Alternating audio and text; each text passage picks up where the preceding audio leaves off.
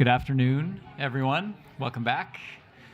Hope everybody was able to get a bite to eat, get re-energized a little bit. Excited to kick off the afternoon sessions here. First, a quick public service announcement. We found a pair of glasses sitting outside. So if anyone is missing these or knows someone who might be missing these, I'm going to put them in the back there. And we'll keep a close eye on them, but hopefully whoever is the rightful owner will reclaim their glasses before the day is through. My name is Jonah Berman. I'm the site program manager here at Google Cambridge, and I'm excited to kick off our afternoon sessions. So for the next hour to hour and a half, I'm really excited. We have 3 Googlers who are experts on an array of digital media tools and resources you can leverage through Google. And so I'm going to take up no more time up here on the stage so we can get right to that. And please join me in welcoming my colleague, Nancy Dugan.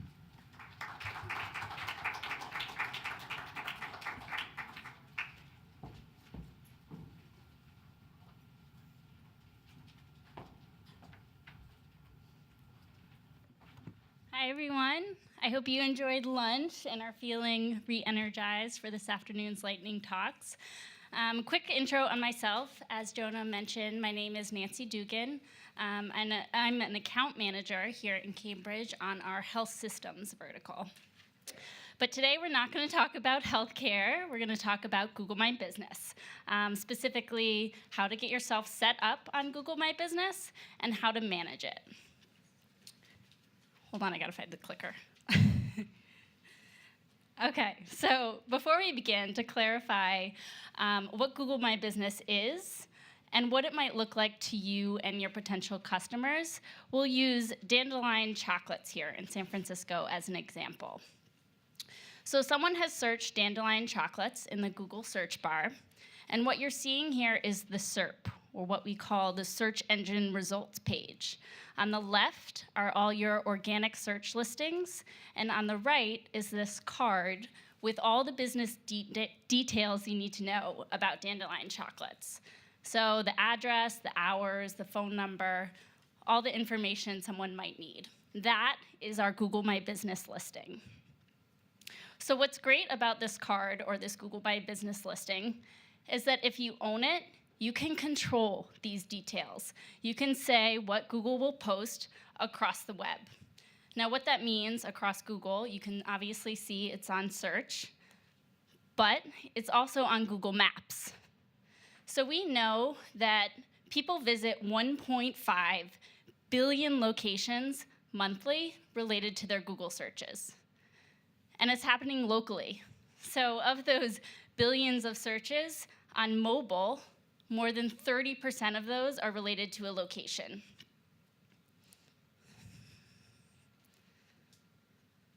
Now, what's great here is that Google also makes it really easy to show across devices for your users. So no matter how somebody is trying to access the web, it'll show on their laptop, on their desktop, on their mobile device, or tablet. So before we get into how to set this up, we'll take a quick minute to look at an introduction to the product. Jeremy? My name is Jamie Hahn. I'm the 4th generation of Faidley Seafood here in Baltimore. We're one of the oldest seafood companies in the country. Not many places can say that they've been in a family for 126 years. Bill and Nancy are my parents. My mom is the queen of crab cakes. We make anywhere from 1,000 to 1,500 crab cakes a day out of the best ingredients I could possibly get. It's nice to have someplace that you can go. It's friendly, and there's a lot of love. This is my son, Will, 5th generation of Faidleys. When people search for us, it's important for them to be able to find us, and Google's the perfect place to do that. It's neat that you can see how many people hit you on a certain day. Having that information allows us to be able to say, you know, look, we may have a crowd, and that's huge. Right now, it's oyster season. We have a wonderful oyster stew. We have wonderful fried oysters. We have this beautiful raw bar. Google can help us tell our customers what's in season. It's key to our survival. Knowing that Fadley's will still be here warms my heart. It's not a dunce cap, it's a crab hat. On a dunce. On a dunce.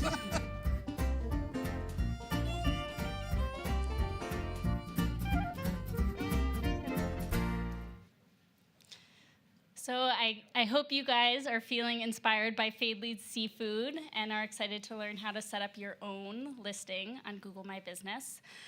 The good news is this is really very simple. 5 easy steps that we'll talk through today.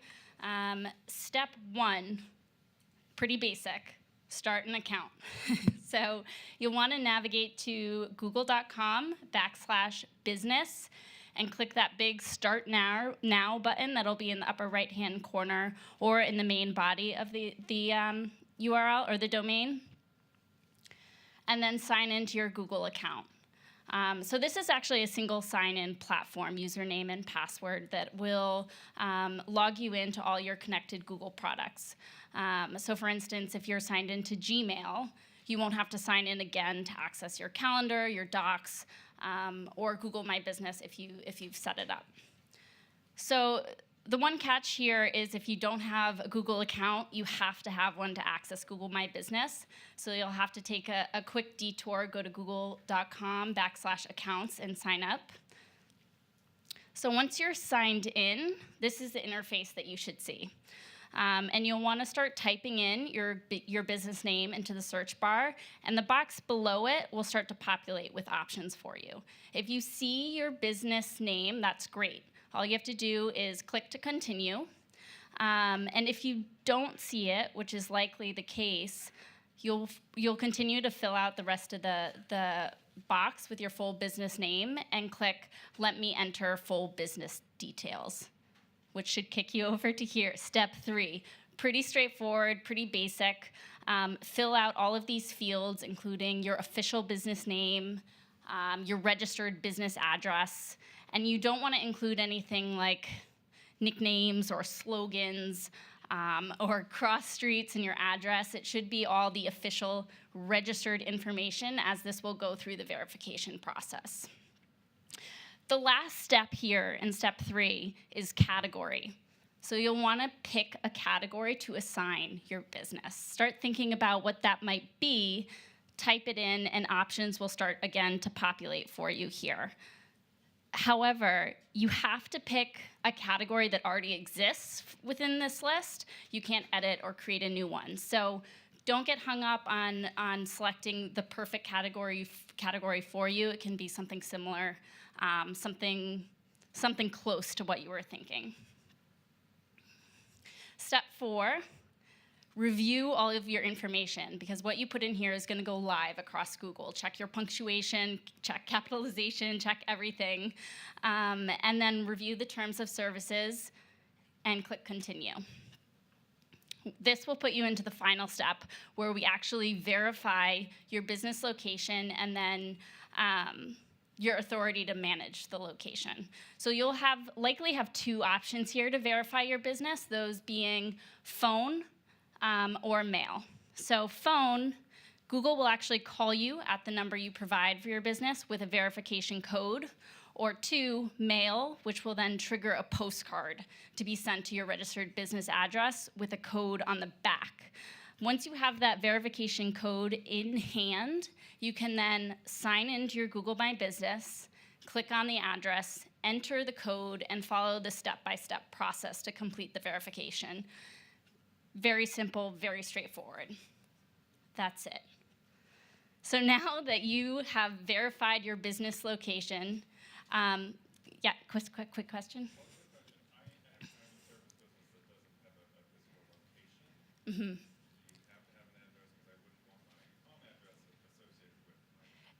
Yeah, so you actually do have to have a storefront where you would actually see clients or customers in order to set up a Google My Business.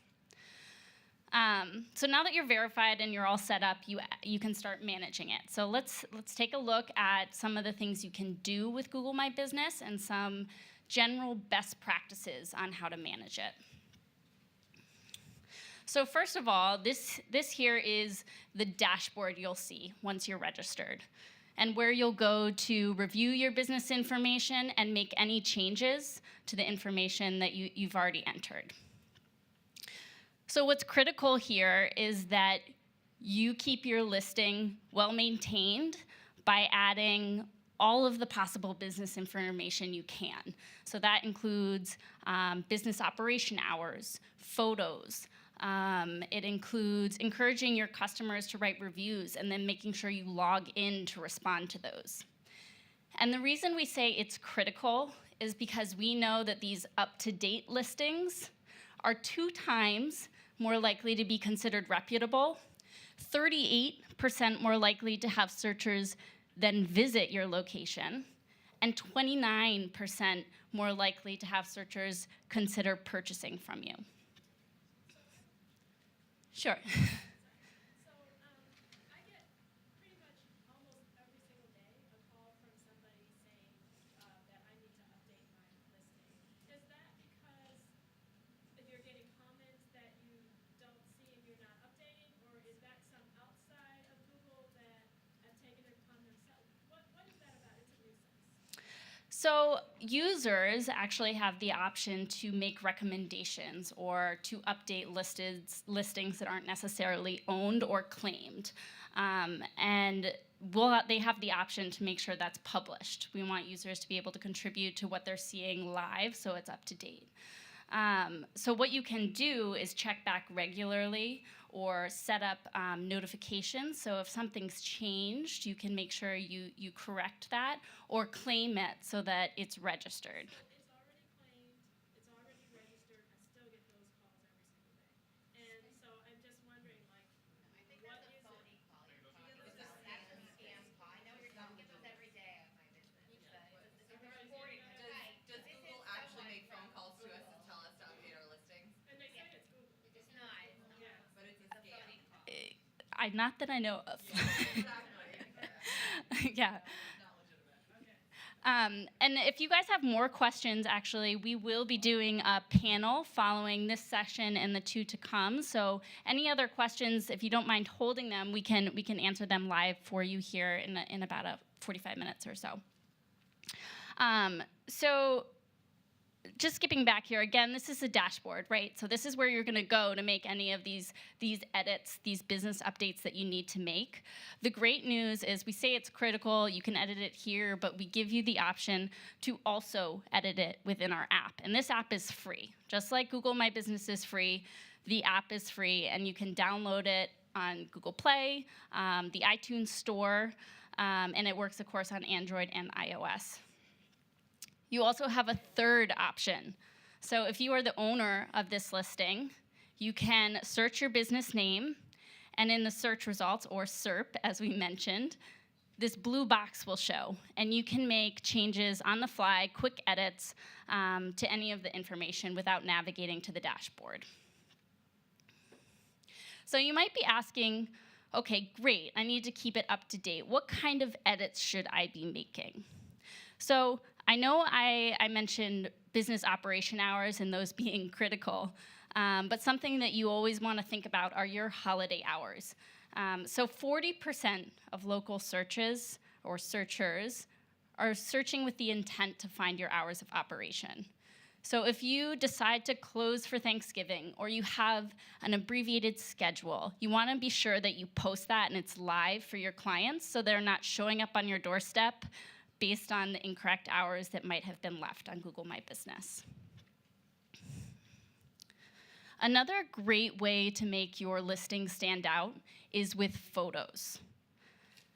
So we know that listings that have photos receive 42% more requests for directions and actually receive 35% more clicks to their website. So you want to add in as many photos as you possibly can, whether that's the interior or exterior, products or services, anything that really best showcases what you have to offer, you want to be sure to include that.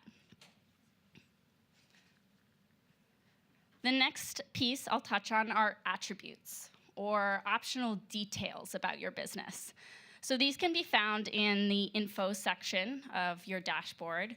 Navigate to info, hit edit, and all of these options will be pre-populated for you depending on your business. And you can go through, check which ones you want to show as a highlight here in your listing that may set you aside from others. So it could be anything from whether or not you're wheelchair accessible, or you offer gift wrapping, or you accept unique forms of payment. The options will vary. So go in, choose which ones you'd like to show, and then actually it's encouraged that you navigate back to attributes on a regular basis, because these will update on our back end and give you new options over time. So once you're verified, you have the option to read and respond to reviews across the Google platforms, any review that's posted on Google. So reviews or responses can be anything from clarifying a new company policy or thanking somebody for positive feedback. But keep in mind that the timeliness and the professionalism of responses really demonstrates that you're listening to customer feedback, and it can positively influence new potential customers who are out there reading the reviews. So the final feature I'll touch on here are posts. So posts are a relatively new feature within Google My Business that lets you make live updates across your listings on search and on maps. And it lets you communicate in new and unique ways. So it can be a post about a push for an email newsletter, or a post, as we saw in Fadley's Seafood, about oysters being in, letting their customers know that their favorite season is back and come see the raw bar, or push clients to make a reservation. The choice is yours with post, and there's a lot that you can do. So take some time to think about what you might want to push live to your potential customers.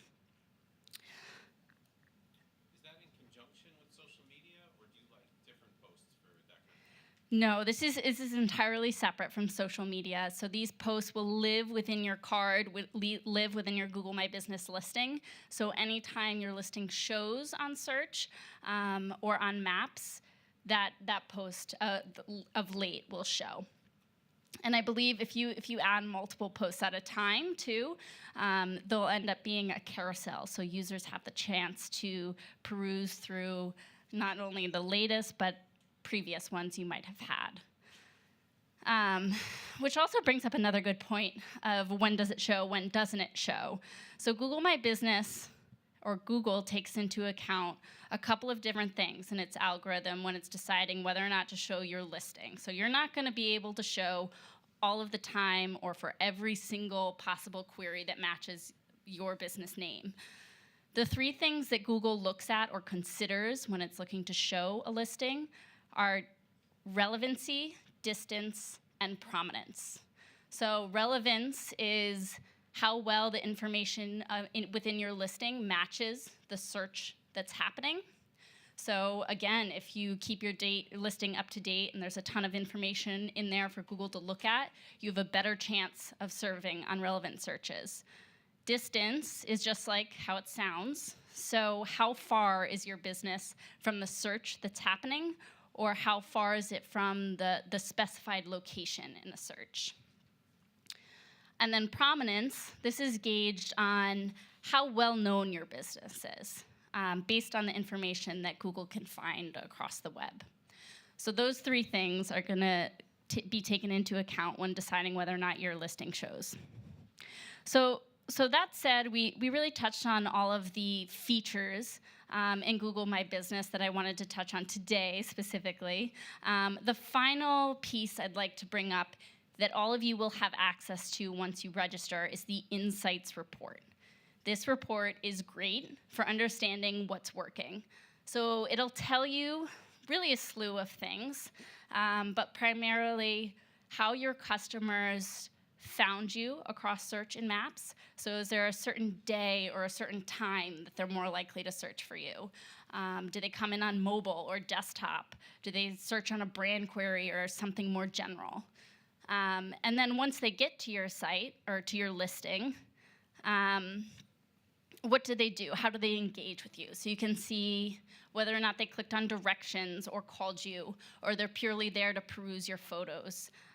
So there's a lot of information in this report, a lot you can sink your teeth into. So I'd encourage you all to take some time to look at this for your listing. And then you can make changes from there, of course, to your business information. So with that, I think we'll close Google My Business for now. Again, Google My Business or google.com/business. You can go to set up your listing as well as edit your information and look at all of the resources on what we discussed today. So there should be a whole section on all of these features as well as additional information on things like setting up your own website. So take some time later on this evening or tomorrow to go to google.com/business, get set up. And with that, I'll turn it over to Aaron. And again, questions, we will certainly take those at the end of the next two presentations. Thank you.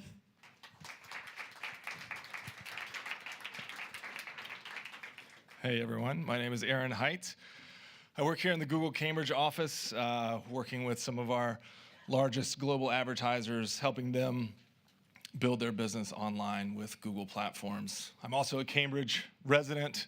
I live in what I lovingly refer to as Southern North Cambridge, or Northern Porter Square, off of Mass Ave, just north of Porter Square. Today I'm going to talk to you about online marketing, what it is, how you should be thinking about it, and most importantly, how you can act very quickly. We're going to watch a video here in a moment. As we watch this video, think about your own customers and their needs and the kind of moments in their life that they might need something that you offer. Product, service, information, food, haircut, whatever it might be. So think about that while we watch this quick video.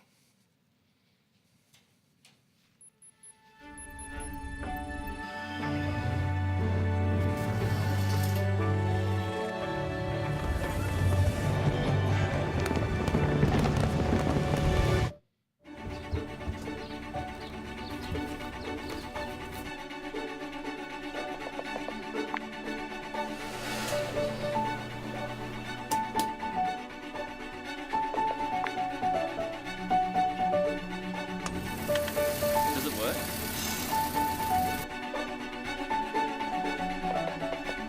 Now people ask us all the time, how do I get into working?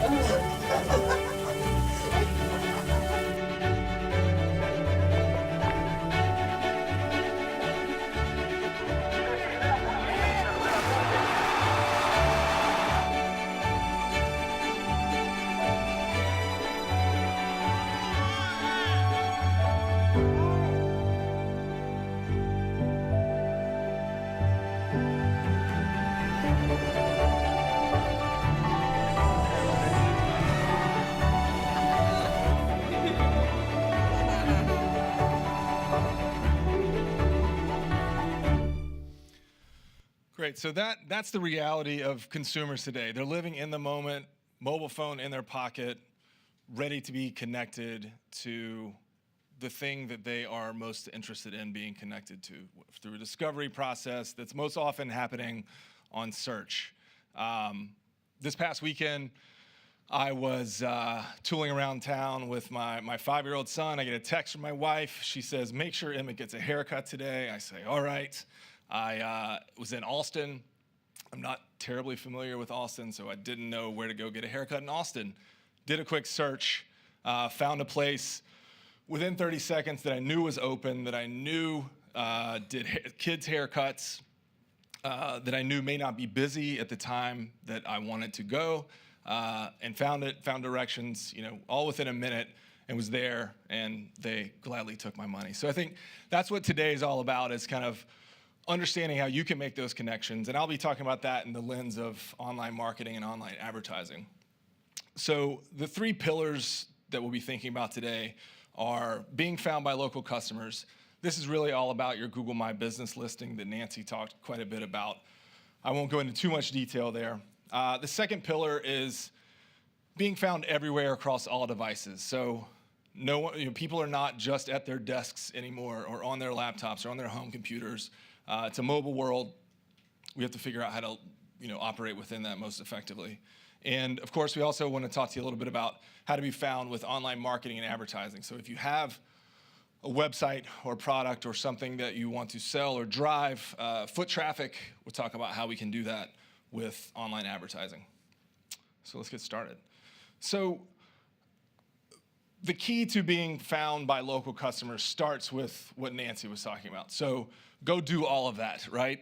The thing I want to point out here, without going into additional detail, is the urgency of the now, these moments that your potential customers, your existing customers are having that you can connect with them within. So 76% of people who search on their smartphones for something nearby visit that business within a day. So perfect example is the haircut example I gave with my son. I was there within 20 minutes. The second thing I want to point out here is that 80% of consumers use a search engine when looking for info about local businesses. So if you think about the last large purchase you made, it's a television or a car, you probably did not go straight to Best Buy and start immediately talking to a salesperson or to the car dealership. You probably did some online research. And that's the world we all live in now. A lot of decisions are made before entering a store or engaging with a retailer or a business. And that's really key when we think about online marketing. So near me searches, I just want to point this out as a really interesting trend that we're seeing here at Google when we look at search behavior. People searching for literally bakery near me, haircut near me, even adding on, open now, for example. So think about that when you think about your local advertising, and we'll talk a bit more about keywords and what that means for Google advertising and search engine optimization in particular. This is what Google My Business looks like. Don't need to go into too much detail there. Reminder that Google My Business, to Nancy's point, does show across all devices. So you will show up on desktops, laptops, tablets, and mobile phones. And the key point from a marketing perspective, so setting up your Google My Business profile is one piece. The key point to the marketing perspective is the stuff that Nancy ended on, which was really about real-time updates. So making sure that your business info is correct, that you are updating hours, that is a living, breathing space for your business. I'm going to skip over a few of these things. So let's talk about what it means to kind of be found everywhere. So you've set up your Google My Business listing. The next piece you want to really think about is your website. And there are 4 questions here. And I think the first 2 are the most important. You can't do anything without really understanding why you want a website, what the purpose of the website is, and who the target audience is. So with your website, do you want to drive people in store? Do you want to provide directions? Do you want someone to call you? You need to establish all of that going into the website creation process. In addition, who's your target audience? Is it existing customers? Is it new customers? Is it a specific neighborhood? These are the kind of things you need to think about when you're starting that website development process. How you reach them and how you measure success are really more about the marketing side of it. So, think about getting your platform built first, which is your website, and then we'll talk a bit more about the marketing side in a bit. So, you have your website. As part of developing your website, how many folks are familiar with search engine optimization? Great. two things I'll point out here. One, the typical search engine results page, as Nancy pointed out, you will see ads at the top. You will see what we call organic listings towards the bottom. So you can see here on the mobile example for Stacia's Bakery, there's a label that says ad. That's not what we're talking about right now. We're talking about the organic listings underneath that. To show up in organic listings, completely free. The clicks are free, the traffic are free. The thing you want to keep in mind here is when you're optimizing that, what you're optimizing for is what Google sees in your website, right? So Google needs information to feed off of in order to determine what searches you appear for, what content shows up as your site is appearing. So some of these bullets kind of go through that, but we have a lot of free tools that I'll touch on that can help you make some of those decisions. Has anyone ever used Google Trends? It's a really cool tool to find popular search terms on Google. So google.com/trends. It's an interesting way to pick up on new and emerging trends, but also understand more about keywords or searches that people have been doing for years. In this particular case, I think using the bakery example, we typed in gluten-free, vegan, vegetarian, and the owner of Stacia's Bakery can get a sense of the popularity of those terms. Are they becoming more popular, less popular? This can help the owner of that website and that business decide what sort of keywords to optimize their website for, potentially even what sort of products to begin offering, so it can help guide your business in multiple ways. The Google Search Console is a view into how Google sees your website. So there are data, tools, and diagnostics that tell you this is what Google thinks your website is about. This is the type of content that Google thinks that you are offering. And here are some recommendations on how to promote or boost that content or change content on your site in order to make it more relevant one way or the other. So this is a fantastic free tool. It used to be called Webmaster Tools. You can see it here at google.com/webmasters. And we've talked a little bit about mobile. It's extremely important. Over 50% of Google searches today are happening on mobile devices. Same thing goes with YouTube video views. Over 50% of all YouTube video views are now happening on mobile devices. We have a quick kind of checklist here of things to think about. But if I were to boil it down into one key takeaway, it's kind of the middle with the literal checkbox. I call it kind of the keep it simple, stupid idea. Make it really easy for people to complete whatever you're asking them to complete. If you want them to give you a phone call, make sure your phone number is at the very top of the page. If you want them to fill out a form, make sure that the number of fields they need to fill out is very limited. People are more likely to fill out a form that has 2 fields versus 10 fields. If you want them to find directions or information, make sure you're highlighting that information because, as you know, we're all in a hurry. We're on our phones. We want to get in and out, get what we want quickly, and get on with it. So it's up to you to make sure that you think about your mobile experience in that way. Most modern website building tools will automatically optimize for mobile, and there are some features that you can call out or pull out along the way that you might want to highlight differently on your mobile site versus your desktop site. And speaking of speed, we have a really cool tool that is also free called Test My Site.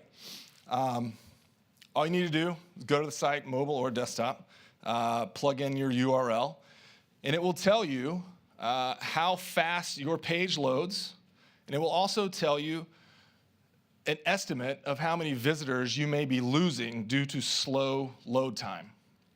So our research shows that 3 seconds is about the attention span people have when they come to mobile websites. So for example, with Stacia's Bakery, her load time is 4 seconds, and while it's green, it's pretty good. That's fantastic compared to some of the businesses that I work with. But you can see they're estimating 10% visitor loss. So 10% of people, 4 seconds is too long for them to wait, and they've already left. So you can use this tool to understand your page speed, and it also gives a laundry list of recommendations on how to improve your page speed within mobile specifically. It's all free. Just plug in your URL there. So the kind of third pillar we'll be talking about is online marketing and advertising. Some of this will be applicable to kind of all digital platforms, Google included. Some of it will be Google specific. How many of you are using social marketing, social media in some way for your business? Great. Depending on your business and your customer, what platforms you use for social marketing will vary. Facebook could be right, Twitter, I can't say Google Plus is necessarily always right for anyone. LinkedIn, for example. The platform itself will vary depending on your audience and your objectives. But the key point I want to make here with social media marketing is A, that it's cost effective, right? You can do this organically without investing a ton of money in promoting from an advertising perspective. Developing content that's entertaining, engaging, driving people to action, visually appealing. So you think about all of the sharing that happens on social media today. People aren't sharing things that are ugly. Let's be honest. Like they want beautiful things. They want beautiful cupcakes with sprinkles, right? And from an engagement perspective, while you could be asking someone to visit your store or take advantage of a coupon, you can also do something like, here's an example from Stasia's Bakery. They're having a contest to name their new lemon cupcake, right? A cool idea just to generate some conversation and engagement with their audience. And social media marketing certainly falls under a broader theme of content marketing. And content marketing serves 2 core purposes. One is around providing information, engaging your customer in meaningful ways. Some great examples up here, like how-to lists, top 10 lists, all sorts of educational material, variety of different types of content. So you don't want your website to be just a hodgepodge of text. You want photos and videos and infographics. So one side is about customer engagement. The other side is about, I'll call it meat for Google to chew on, right? Google needs things on your site that it can see, that it can take advantage of and use in the algorithm to help determine what and when and how to present your business in search engine results pages. So for example, someone searching on Stasia's Bakery, if she's heavy on cupcake imagery, there's a good chance that Google will see that as a relevant piece of content and serve that up as part of organic listings or image search, for example. How many of you here are doing email marketing? Great. It is the absolute best way to engage current customers. So when you're thinking about nurturing your customers, offering them special deals, upselling, cross-selling, new news, new menus, new offerings, whatever it might be, email is really the way to do that. It's very cost-effective, often free up to a certain point. There are a lot of fantastic services that you can take advantage of there. So the last piece I'll touch on is very Google specific, and this is about online advertising and search engine marketing advertising in particular. How many of you have done search engine advertising with Google? Great. So as a reminder, on the SERP, the top results are typically ads. You can see in the laptop version, there's a little note there that says sponsored. You can call out here on the mobile version, there's a little call out there that says ad. That's how you determine that these are ads versus organic listings. Couple quick things here. So the act of your ad appearing here, and these blocks of text are ads, is free. So for your ad to show up is free. You only pay when someone clicks. We have a platform, it's called AdWords. Within this platform, you identify keywords, messaging, pages that you'd like to send people to, budgets, etc. And there's a real-time auction that occurs every time someone does a search, and based on the search, past user behavior, location, all sorts of inputs, millions of inputs, the Google algorithm determines which ad is most appropriate to show at any given point in time. Sounds complicated, but there's a really easy way to do it, which we'll go into in a moment. One other thing to point out here about advertising with Google, you can show your ads only on Google.com. So someone searches for, Stasia's Bakery, Stasia shows up on Google.com. We also have a Google Display Network, we call it, of millions of sites where you can do the same thing. It's just not on Google.com. So it could be on, CNN, for example. Other sites that have search bars or that have content related to the keywords that you are interested in. So some quick tips, and then we'll talk a little bit more about how to get started on this. Very similar to thinking about your website and thinking about your mobile strategy. There are millions and millions of tips online. Google has them. A lot of people have them. I'm going to point out really the thing that I think is most important, and that is defining your goals in advance. So that very first bullet. You're going to be investing your hard-earned money into something like this.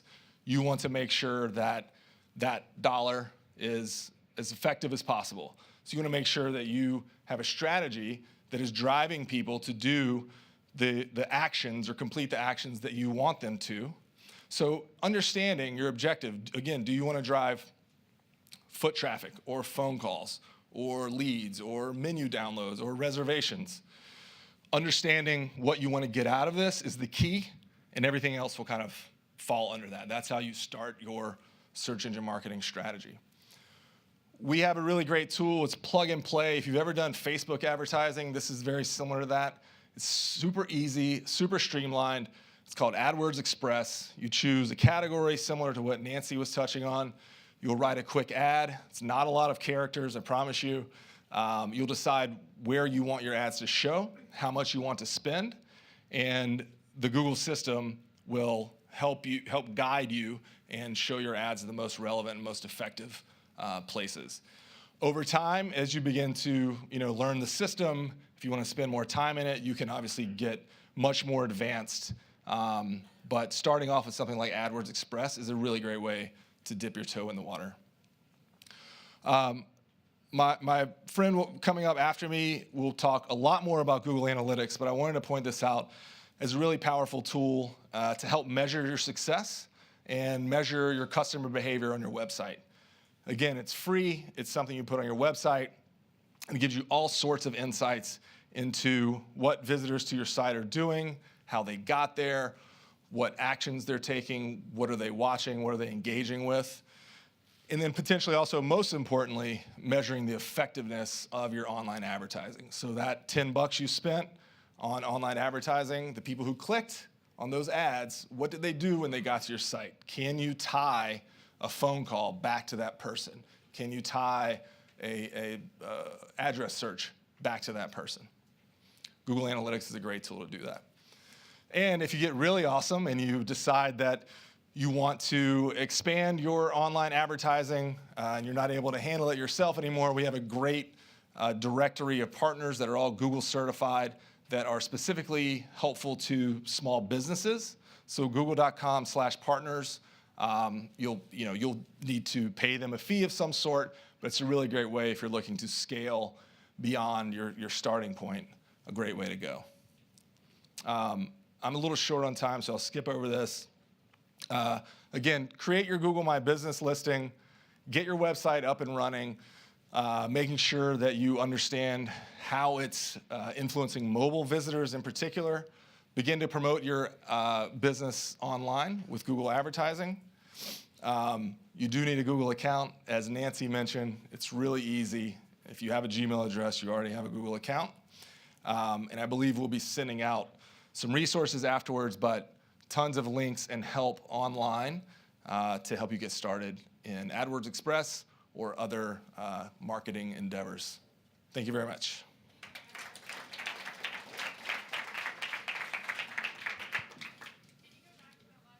Oh, sure. I'll leave that up while we, we might be transitioning. We'll share it after. This is my friend Ryan McMorrow. Oh, perfect. Hi, everybody. My name is Ryan McMorrow. I am an analytical lead here at Google. And I am here as the last lightning talk of the day to talk about data and numbers and math. So if you aren't already asleep after the first two, you will be at the end of this one. No. I'm here to talk about Google Analytics, which Aaron had briefly discussed, but I'm going to go pretty in depth. So the subtitle of my talk here is Users, Sessions, and Goals. Oh my. Just like Dorothy in The Wizard of Oz, we will be kind of going down the yellow brick road, and hopefully at the end of it, some wizard isn't going to not give us any insight or any actual answers, but hopefully I can help us do that.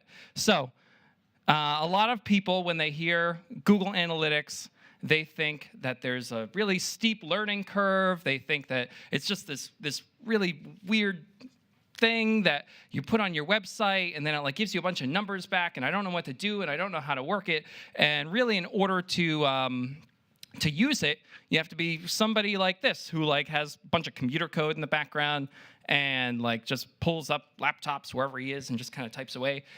This is how I secretly want to think of myself as when I do my day job. But really, you don't have to be like this guy. You don't have to be like me. You can just be anybody who has 5 or 10 minutes and wants to poke around. Just a quick show of hands. Who has Google Analytics on their website already? Oh, great. Perfect. So for those of you who don't, I'll be walking through how to do that. But for those of you who do, we'll be digging in a little bit more in depth about all the different reports that you have access to. So again, a little bit background on me. I've been here for a little over 2 years. I work with B2B software companies, so selling large enterprise software to other people. But before that, I was running B2C site analytics, so exactly what we're going to be talking about today at Digitas, which is downtown. So to start us off, we, as we all know, we own businesses. We have, they are open at some points. They are closed at other points. You can't be in your shop all day. But that doesn't mean that people aren't looking for you. That doesn't mean that people aren't researching, trying to figure out whether or not maybe they want to go to your shop tomorrow, or when are you open, or do you have this or that? And they're going to be on your website. They're going to be looking. They're going to be researching. They're going to be trying to figure out what they want to do. And so if you don't have the right experience, if you aren't talking to them in the right way, and if they can't get the information that they need, they are not going to transact with you. They're not going to buy what they want to buy. And so one of the best ways to get insight into what is going on your website is through GA, Google Analytics. Today, we will be specifically using examples from the Google Merchandise Store, which has both a physical location in Mountain View, California, and a very strong online presence. So you could right now go to the Google Merchandise Store and get a t-shirt if you wanted to. There we go. I don't know. I guess you could if you wanted to. So when you get a Google Analytics account, they will give you access to this for free in addition to your free Google Analytics account. So you can start digging into the data and see what kind of data that you can pull yourself on your own website. And just one quick little thing here that again, took me about 3 minutes to pull. One of the reports, when you first open up the Google Merchandise Store's Google Analytics account, is a graph of the users by time of day. So you can see the darker the color, the shade, the more users that are on the Google Merchandise Store website at that point in the day during the week. So you can see the hours of operation over there, 9 to 5. And you can see that there's all that traffic that's happening outside of the hours of operation. And that actually amounts to 55% of the sessions and 40% of the transactions take place on the Google Merchandise Store website when the store isn't even open. So in addition to making sure that you have, the best storefront, that people's experience when they're in your store is fantastic, you need to make sure that the experience on your website also matches that. And again, the best way to do that is through GA. And just a quick plug, a little support from our friends over at National Geographic. Google Analytics products helped us improve engagement by 33%, click-throughs by 21% for content promotions on our homepage. So they looked at how users were interacting with the content on their website, what they found interesting, what they didn't find interesting, what they were actually looking for, and they realized, maybe we should change what we're putting on our website because people are actually looking for this, and we're putting this other stuff on there, and it doesn't work when we don't give the users what they want. And they wouldn't have been able to do that without the data that they pulled from Google Analytics. So what is Google Analytics? Google Analytics really has 3 goals. The first is to understand your audience and how they interact with your website, which we've already kind of harped on a little bit. The second is tracking the role of digital and how each channel, so when I say channel, whether somebody searched for you on Google, whether they came to you through social media, whether they came to you through like a referral partner, somebody linked on their website to your website, tracking the role of what that traffic is doing, and then taking the insights and the data and the numbers that you're going to get with Google Analytics and using it to test and optimize your own website to maximize the experience for those coming to your site. All right, so installing the Google Analytics code shouldn't really take that long. There's a bunch of gobbledygook on the left-hand side there. That's JavaScript. You just need to copy that. When you create a Google Analytics account, it will say, copy this and put it on your website. So you need to put it on every single page. If you have a content management system, something like WordPress or Drupal or Joomla, or I'm sure these words are kind of ringing bells, they have pre-built things that you can just say, this is my Google Analytics code thing, and it will just automatically do it. I think Squarespace has integrations as well. Yeah.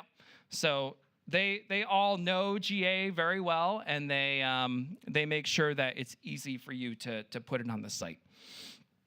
Now, we only have, we've got a little bit of time left here. We don't have enough time to go really deep into the reports, but I wanted to give you the 80-20. So if you had 10 minutes in the morning to go, all right, I've got, I'm sitting down with my cup of coffee, I'm gonna pull up my Google Analytics account. What are the things that I need to know today? How can I make an impact on my website? How can I plan for the future based on the data that I've got? So I'm going to give you the 80-20, the super secret cheat sheet of being successful with Google Analytics. The way that I break it down is the way that Google Analytics breaks it down. We have 4 different kinds of reports in Google Analytics. The first are audience reports. So who is coming to my website? What can I learn about them? What type of consumer are they? What in terms of the behavior reports? So what are they doing once they're on the website? Where are they going? What are they looking at? What are they engaging with? How, the acquisition report. So how is traffic getting to my website? And then what value? So how much money are they bringing in for me? Are they doing the things that I want them to do? Are they converting? Are they signing up for my form? Or are they buying my product? Are they reserving whatever? Are they doing the things that we find valuable? And how do we get them to do more of that? So these are the 4 different kind of key categories. We'll be going through each type of report very quickly, and I apologize in advance. I took very large screenshots, which looked great on my computer, but probably don't translate to the back of the room. So you will probably have to just listen to my voice as I explain it, because it will be large tables here. So you can see this extremely attractive graph on the top portion here that looks like it may be from 1993. but it's actually very useful. If you look underneath it, we have an age breakout. So I don't know if everyone can see this, but we can see on the left-hand side, it says age, then it says 25 to 34, 18 to 24, 35 to 44, et cetera, et cetera. This is information that Google has either guessed or knows about the users that visit your website. And it's not all of your traffic, but it's a good amount of your traffic. And if you've got this feature turned on, you're going to be able to see what are the key demographics of people that are visiting your site. And so in addition to all of this, you're going to be able to see the bounce rate, which is this demographic. Did they land on your page and leave immediately, or did they actually engage with your site? Did they go a little bit deeper? How long did they spend on your site? So that's the session duration there. How many pages did they visit on your site? So that's the pages per session. And then did they buy anything? So that's the transaction, which you can change to whatever is valuable for your business and for your website. And so this is really cool because in addition to saying, okay, great, now I see that like a lot of 25 to 34-year-olds visit the Google Merchandise Store, it's kind of a catalyst to asking more questions like, well, why are 25 to 34-year-olds coming to my website? My target demographic is, I don't know, let's say 18 to 24. Why is that the second demographic why is that the second most and not the most? Where is that traffic coming from? Where is my 25 to 34-year-old traffic coming from? And why are they more engaged? So these are things that you can start digging into a little deeper. And you do that by, in the upper left-hand corner, there's a secondary dimension button there. If you click that, you can slice and dice this data by anything you want. So I just added in device type. And again, a little hard to see, but you can see the desktop, mobile, and tablet breakout by each one of the age groups. So you can see the top one here, 25 to 34 desktop, followed by 18 to 24-year-old desktop. A couple down, it's 25 to 34-year-old mobile. So going back to what Aaron said and the importance of mobile, this will give you a really key indicator as to what percentage of your traffic is coming in through mobile in your key demographic areas that you can slice and dice. So if you're finding that the majority of your traffic is mobile first, mobile only, and your website is not super mobile friendly, then maybe you should kind of fix that. So what other kinds of questions can you answer with the WHO reports, the user reports? Is your audience who you thought it was? Do you have the right mobile experience? And then are your target users engaging the way that you want them to on the site? Are those users more likely to bounce? Are those users less likely to transact? So those are some key reports that you can use to really dig in. And it's more of like a health check on your website in addition to your marketing and acquisition tactics. Like, are the things that you're doing drawing the right type of people to your website? The second is the what section. So this, again, apologies, hard to see, but on the left-hand side are all of the pages that are contained within the Google Merchandise Store. So these are all of the pages that people visit on the website, along with all sorts of different metrics for them. So first and foremost is the home page. We get most of the traffic on the Google Merchandise Store lands on the home page, which I would assume most of your websites that's also true for.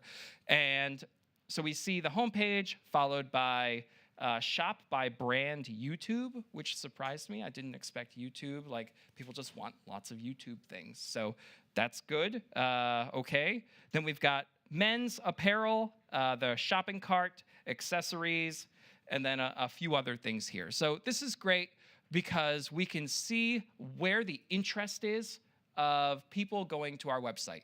We can say to ourselves, YouTube's great. I don't know if we were trying to get people to go to that part of the website or not, but if they were really trying to put a focus on men's apparel, then maybe we need to do something different because YouTube is still popping. Or if YouTube is strong, do we double down on our efforts and say, how do we, like YouTube really seems to be trending for us this month, how do we make the content on our website point even more people to this YouTube stuff and make it easier for them to find it because it's on the website, people are looking for it naturally, and there's an opportunity for us to capture some demand and make it easy for people in the meantime. In addition, we have some other metrics here, including time on page, entrances. So entrances, this page represents the very first page that somebody visited the website, used to visit the website. So one thing that I like to do is I like to find where the most popular entry points of a website and then go to those entry points of the website and say, if this is the first page that I am interacting with my brand on, is this enough information? Is this the right information? Do I have everything that I need?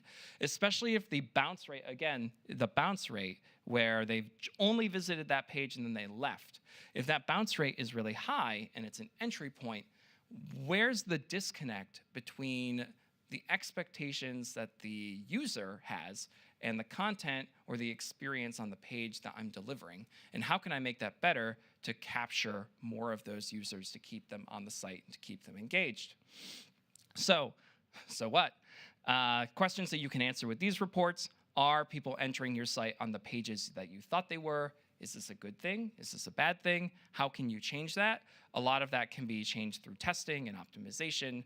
We have a product called Google Optimize that is really easy, drag and drop. You can change things on your website, and you can apply it to any page on your site that you want, and it ties directly into Google Analytics, which is really helpful. Second, are people visiting all the pages you want them to? Third, where are people leaving? So the exit pages, and what's not working. The third report is the how. It's how is traffic getting to your website? Again, apologies for the difficult to see, but you can see that we've got organic search over here up top.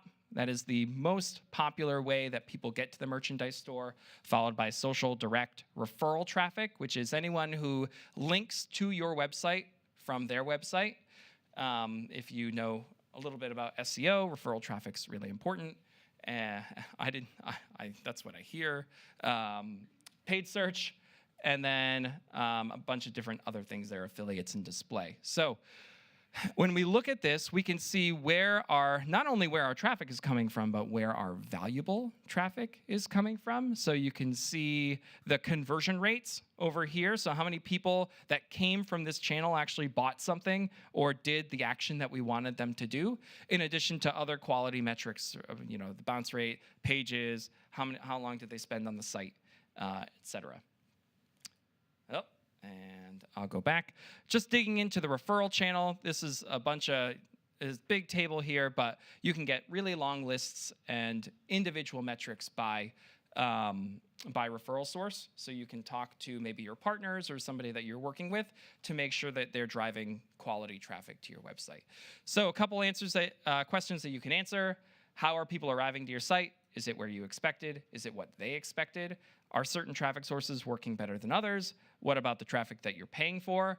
You really want to make sure that that's working well. And then what's profitable for you? So if you find certain channels are working really well, how do you double down on those efforts? Maybe you should, maybe you shouldn't. And then for those that aren't working very well, how do you retool it? Or how can you maybe stop that area of marketing? Last but not least is the conversion section, so the how valuable. I'm going to start with the e-commerce section here. So looks really boring, but it's not. We've got the revenue section, which is that $424, $297. That's how much money the site has made or generated in the last month. It also has the most popular products down at the bottom. So we can see the most popular product sold on the website is the Nest Cam IQ Outdoor.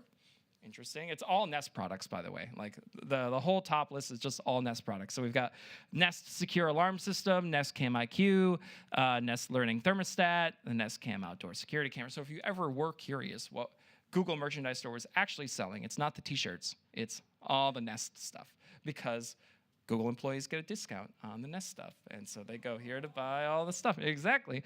Yeah. So that's why.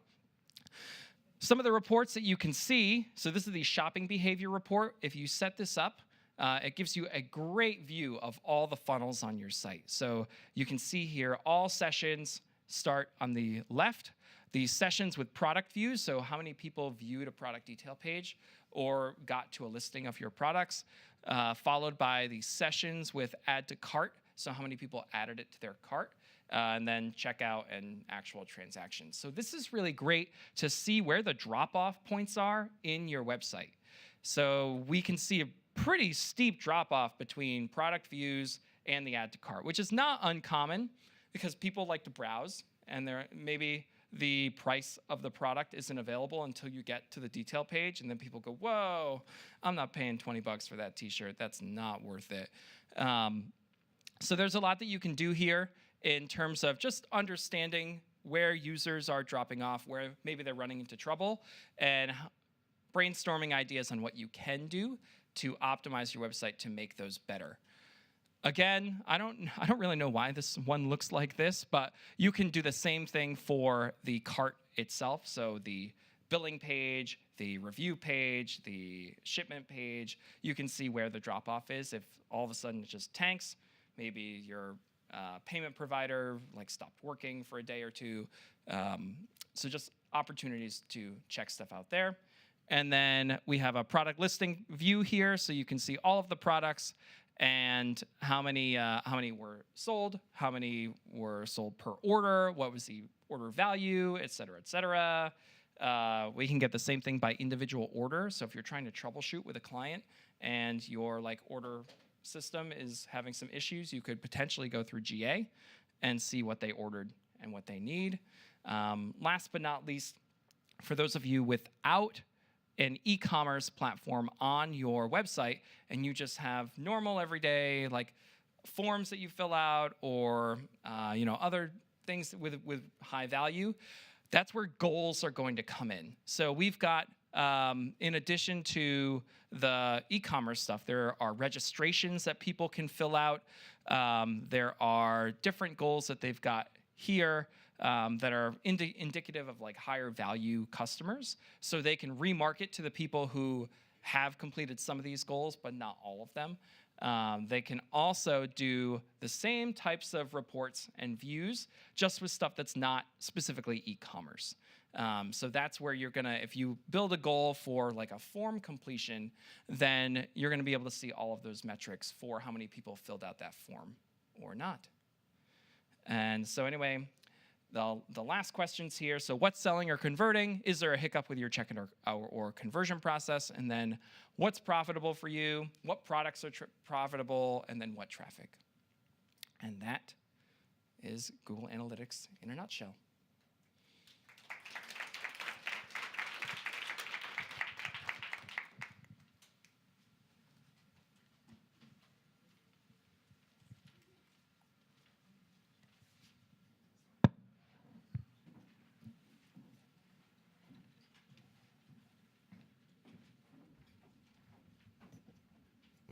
Test. Hey, we'll do a little Q&A. If you guys have questions, hopefully we have A's. They can be questions on any of the presentations we had this afternoon. Are analytics free even if you don't have AdWords? Yes, Google Analytics is completely free, doesn't have to be connected to AdWords or anything like that.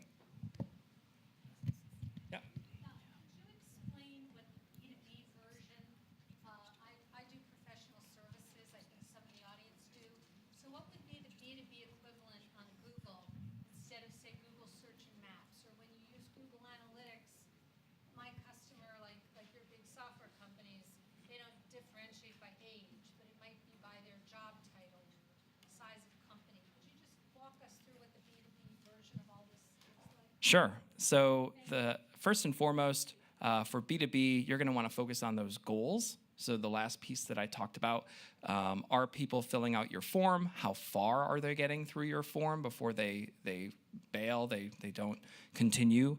And then on your back-end system, tying together how many people filled out the form, where they came from, and then also were they quality? So were they actual people that converted to buy your service, or were they people who, you tried to call them 5 times and they just didn't answer the phone and it just wasn't worth it?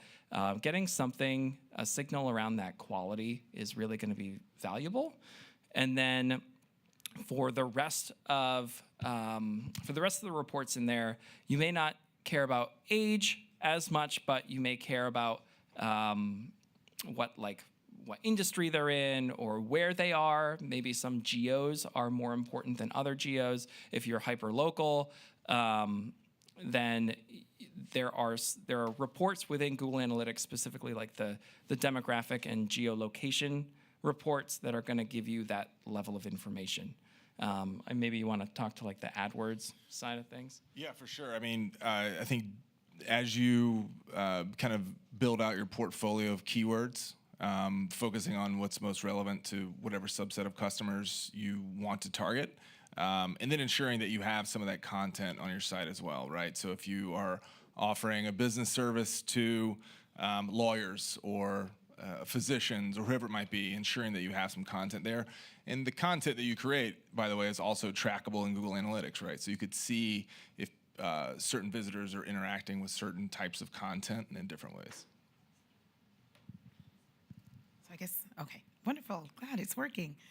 So I have a question in regards to Google Business. One of my clients recently purchased a small business from someone, but the pre-existing business still exists on Google.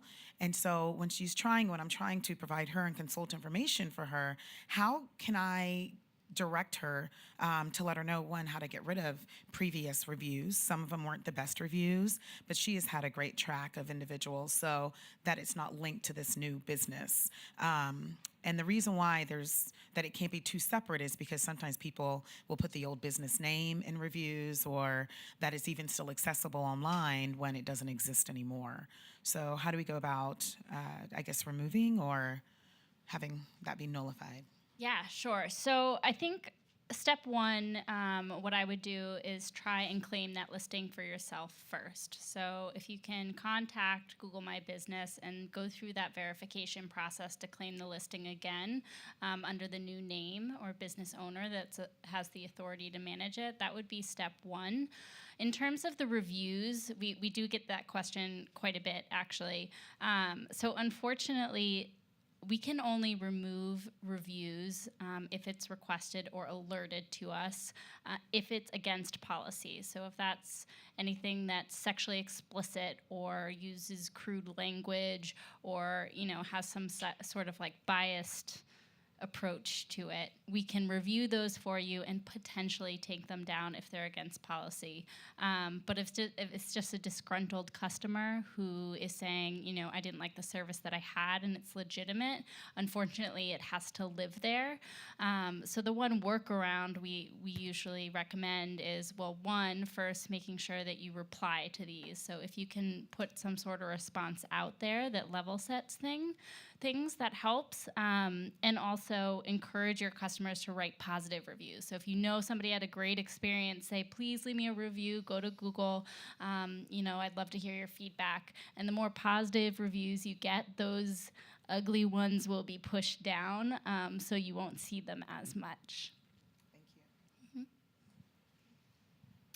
you. My question is also about Google My Business. And it's I actually have two questions. I hope it's okay. The first is, if people find you on Google My Business, this is just curiosity, does Google My Business ask them to review you? Because we tend to get a lot of 5-star reviews, but no comments. It seems like it's a very quick action thing. To be honest, I don't know that I have a clear answer for you on that. I have been victim of some of those questions before, where if you navigate to a location using Google directions and we know that you've arrived there, sometimes if you have opted into it through your profile, your settings on Google, you might be asked, does this particular restaurant serve fast food, or is it farm to table, something like that helps put descriptors out there for us. And it's the same thing that will impact, as Aaron was saying, popular times of day. So that dynamically will just show up. That's not something that you can edit in Google My Business. That's just a known fact that we have. So if we see an influx of get directions or people arriving at a particular place, that's how it figures out popular times. I see. Okay. One thing I mentioned that I'm actually, and anyone in the room can do this, I recommend it, you can be a Google local guide. So some of the stuff Nancy mentioned, now every time I visit a restaurant or a shop or whatever it is, I'll get questions in my app for Google Maps. It will say, is this business wheelchair accessible? Does it serve fast food or not? Or some of the questions she was mentioning. And you can get a sense of how Google finds and kind of cultivates some of that data, because that's one of the key ways. Mm-hmm. I was also curious about the posts on Google My Business. Can you give me an example of what is a good post to have in terms of length and content? And are people clicking through on those posts or just reading them as information on your business? Yeah, sure. So bringing healthcare back into the picture here from our book of business, one client or one advertiser I'd recommend looking at is MD Anderson. So they use posts on a regular basis. I think they post something every couple of days, and it includes things from news about clinical trials to how to adjust your daily diet or avoid sugar, and it does open up into a more expansive article as well. And again, it lives there on your Google My Business listing, and that'll be a great example of the carousel that I was talking about. Because they post so frequently, you'll see that you're able to pan through some of the previous posts they've had.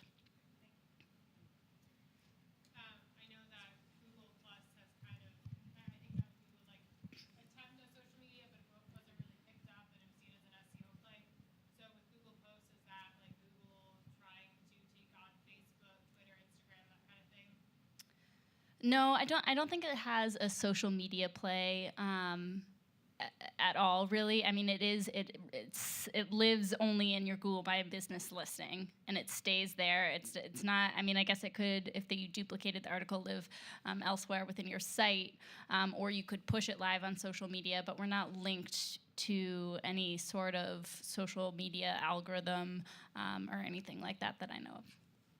Question in the back over here. Yeah, hi. This is a question regarding Google Analytics. So is there enough specific information that we can actually see the source of who went onto our website to be able to follow up with them and try and contact them directly? So we don't collect any personal identifiable information within Google Analytics. That's a big no-no from Google's side. So we tend to give that demographic information that I gave, we give it in aggregate. So there's no way to actually understand who the user is or pinpoint this person came from this source and I know exactly who it is. And we do that because number one, it's good for Google from legal reasons, but also really it's kind of I wouldn't want that if I was searching the web. And so there's some just some understood things that we don't want to. We know that this information is very private, and we want to be respectful of that as Google. So just to follow up on that, if sometimes you go to a site and then you'll get an email saying I've seen you've been to our site. How do you had to have filled something in, or how? Yeah, you must have given them your email address or contact information through some way, shape, or form. Maybe you started the shopping cart and you got to the address page and then you didn't complete the shopping cart. You didn't buy it, so then they sent you a follow-up email. Or you signed up for their newsletter or something, and they didn't see you in their system to do other things. So there's nuances there, but you have to willingly give your information. Time for one more question in the back there, and then I think our panelists, two more questions, and I think our panelists can hang for a couple minutes afterwards. I have a domain, and I would like to switch it over to a Google website under the Google name, but I'd like to also convert it into an e-commerce site. How do I do that? A website that currently exists. which I'd like to, okay, I want to do that. A website which currently exists, I'd like to make that a google.com under a google.com domain, and I'd like to convert it also into an e-commerce website. Does that make sense? Yeah, I mean, I think essentially you'd work with, and I think you're saying you'd want to use like the Google website builder tool. Is that what you're saying? Yeah. There should be. Convert the entire package over to the Google. Yeah, whatever website building service you use almost always has an easy plug and play e-commerce tool that it's pretty simple to add, very similar to what Ryan was saying. A lot of like a Squarespace, Google Website Builder, other website tools will have that built in as an option. Okay, I'll try to make it real quick. Regarding Google Analytics, are there any tools? I actually had two. So, are there any tools to help contextualize, like for instance, when you saw the drop down from people looking at stuff on your site to the shopping cart, are there any tools to help contextualize for people who aren't familiar with the metrics within Google Analytics so you understand, is this normal? Is this not normal? And the second one I just had was, if you're a local business that is dealing with people locally mainly, but don't have a storefront, is there any provisions within Google My Business to represent yourself? We'll start with the analytics. Go for it. Sure. So Google Analytics has been trying to make some strides to make this easier for people. I don't know of any like third-party websites or programs that you can like have plug into your Google Analytics to like give you reports automatically, but Google Analytics has already started to do that a little bit. When you log into your platform, there's going to be something on the right-hand side called like the intelligence, intelligence beta, and you can just ask it questions and be like, is the bounce rate going up or going down on my website? And it will say, yeah, it's going up like 30% from last month. And then, so that's, a way to get around some of the reporting that may be a little bit confusing, and just get right to the heart of what, the questions that you actually have. And I'll jump in on the Google My Business piece. So it is required that you have a storefront, which does make things a little bit tricky. The only workaround is if you work from home, it might be a possibility, but it has to be somewhere where you physically receive clients. So to kind of put it in perspective, like Google My Business was actually called Google Places before Google My Business. So it actually has to be a place that people are looking to go get a service somewhere or purchase something somewhere. So if you're purely online, you're not going to be eligible for this. And one thing to add to that, I mean, if you do have an online-only business, the search engine optimization piece becomes more important. So making sure that you're including keywords that would trigger local results, right? So it's Cambridge or it's North Cambridge or whatever, making sure that that's a critical part of the content on your site. That will allow you to also show up for some of those searches. Thank you.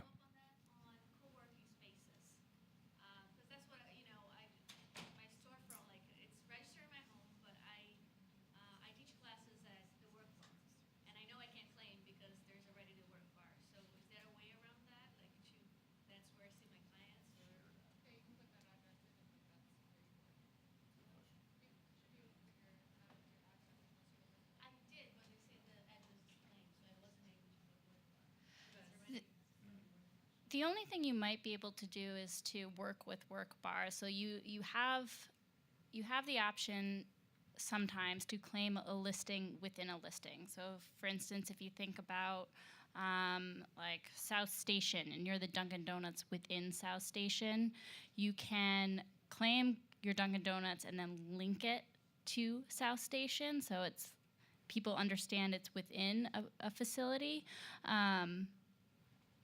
In order to do that, though, I think you would have to sync with that business and see if that's something that was possible. Mm-hmm. So I apologize for cutting us off, but we do do have to wrap. We have a lot more great content this afternoon.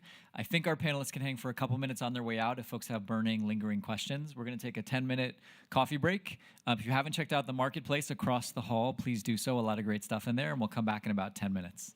Round of applause for our panelists.